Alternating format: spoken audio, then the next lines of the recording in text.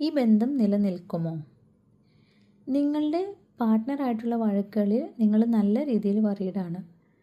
നിങ്ങൾക്ക് ഇതിൽ കണ്ടിന്യൂ ചെയ്യണമെന്ന് തോന്നാറില്ല. ചില സമയങ്ങളിൽ നിങ്ങൾ തോറ്റു പോയതായിട്ടും നിങ്ങൾക്ക് ഫീൽ ചെയ്യാറുണ്ട്.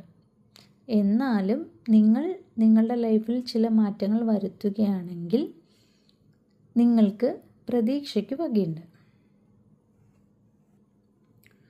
ആ വ്യക്തിയുടെ ഇമോഷണൽ റിയാക്ഷൻസ് ചില സമയങ്ങളിൽ അമിതമായി പോകാറുണ്ട്.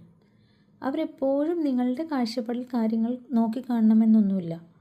ഒരു പ്രധാനപ്പെട്ട കാര്യം എന്താണെന്ന് വെച്ചാൽ നിങ്ങളുടെ ഫീലിങ്സ് വളരെ ക്ലിയറായിട്ടും കാമായിട്ടും വേണം ആ വ്യക്തിയോട് കമ്മ്യൂണിക്കേറ്റ് ചെയ്യാനായിട്ട്.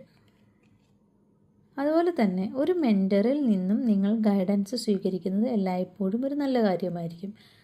അത് നിങ്ങളെ പരസ്പരം നല്ലതുപോലെ മനസ്സിലാക്കുവാൻ സഹായിക്കും.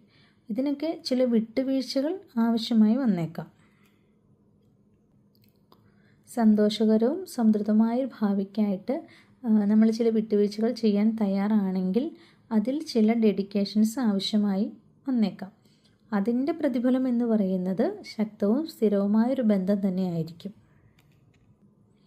അതിനു വേണ്ടത് ആദ്യം നിങ്ങളെ പരസ്പരം ആകർഷിച്ചത് എന്താണെന്ന് ചിന്തിക്കുക. അങ്ങനത്തെ ചില മാജിക് മൊമെൻറ്റ്സ് തിരികെ പിടിക്കാൻ ശ്രമിക്കുക. നിങ്ങൾ തമ്മിൽ ഷെയർ ചെയ്ത ആ അനുഭവങ്ങളിൽ ഫോക്കസ് ചെയ്യുക. ആ ഓർമ്മകളൊക്കെ നിങ്ങളെ തമ്മിൽ കൂടുതൽ അടുക്കുവാൻ വേണ്ടിയിട്ട് സഹായിക്കും.